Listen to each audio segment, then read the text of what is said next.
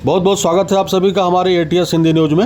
हमारा संविधान हमारा स्वाभिमान कार्यक्रम भारतीय जनता पार्टी के कार्यकर्ताओं द्वारा सभी बूथों पर मनाया गया। इस क्रम में भाजपा अनुसूचित प्रकोष्ठ के जिलाध्यक्ष श्रावस्ती प्रवेश कुमार आर्य की अध्यक्षता में बागवानी ग्राम सभा के अगरडीहा बूथ पर कार्यक्रम किया गया। इस कार्यक्रम के मुख्य अतिथि भाजपा जिला सोशल मीडिया प्रमुख नेकराम पांडे जी रहे। इस कार्यक्रम में बाबा साहब भीमराव अंबेडकर एवं संविधान के बारे में उपस्थित जनसमूह को अवगत कराया गया। कार्यक्रम को संबोधित करते हुए जिलाध्यक्ष प्रवेश आर्य ने कहा कि दलितों एवं सर्व समाज का हित भाजपा में ही संभव है, अन्य पार्टियों में केवल परिवारवाद है। कार्यकर्ताओं का सम्मान भाजपा में ही संभव है। बैठक को संबोधित करते हुए जिलाध्यक्ष प्रवेश आर्य ने कहा कि अन्य पार्टियां केवल फूट डालो राज करो की नीति पर काम करती हैं, जबकि भारतीय जनता पार्टी केवल राष्ट्रहित की बात करती है। मुख्य अतिथि नेकराम पांडे ने सभा को संबोधित करते हुए बाबा साहब के व्यक्तित्व और कृतित्व पर प्रकाश डाला। गौरतलब है कि बीते लोकसभा चुनाव के दौरान से ही संविधान और बाबा साहब को लेकर राजनीतिक गलियारों में चर्चा तेज हुई है। आरोप प्रत्यारोप भी तेज हुए हैं। बैठक में जिलाध्यक्ष प्रवेश आर्य के साथ मुख्य अतिथि के रूप में नेकराम पांडे जी के साथ लक्ष्मी नारायण साहू, सुशील पांडे, हरिशंकर साहू, गोकरण नाथ, बहोरन गौतम, विवेक शर्मा, इंद्रजीत, राजाराम गौतम आदि ग्रामवासी मौजूद रहे।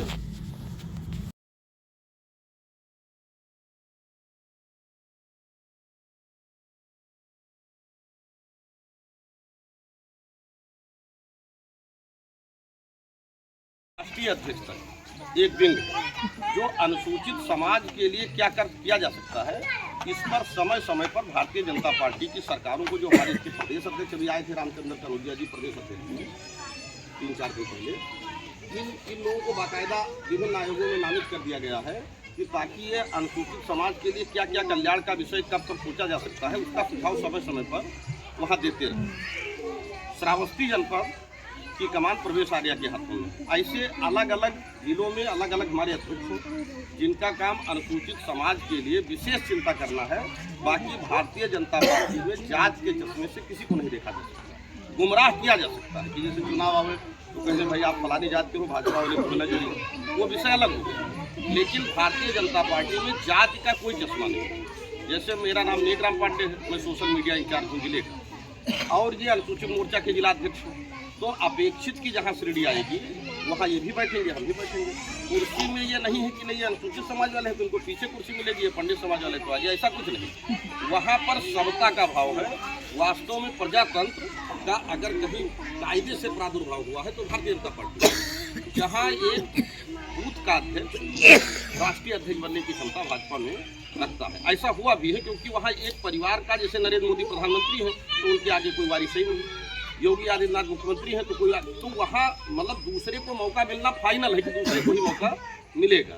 बाकी दलों में लोगों ने पहले से बना रखा है कि जैसे ये फलाने हैं यादव जी तो इनका अगला मान लो फलाने हो गए, धमाके हो गए। वो भी केवल एटा इटावा मैनपुरी कन्नौज के मुलायम सिंह जी मुख्यमंत्री थे, बहुत सम्मानित नेता रहे देश के, उनके परिवार में भी 4-5 लोगों को छोड़ करके यादव तो पूरे देश में रहता है, लेकिन केवल एटा इटावा मैनपुरी कन्नौज के अलावा बाकी जहाँ का यादव जहाँ जैसे पड़ा था वैसे पड़ा है।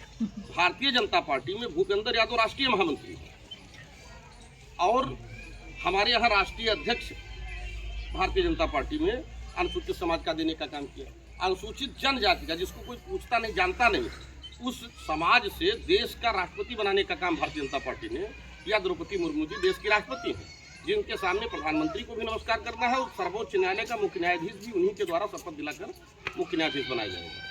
तो वास्तव में बाबा साहब की जो सोच थी कि हमारे समाज को, मतलब हमारा समाज उनका कोई स्पेशल नहीं था, वो वास्तव में गरीबों और वंचितों के पक्षधर थे। ये केवल बाद में जोड़ दिया गया कि नहीं वो हमारे अनुसूचित समाज के लिए देखते हैं, वो पिछड़े, ऐसा कुछ नहीं। उनके मन में एक परिकल्पना थी कि जो दबा कुचला समाज उसको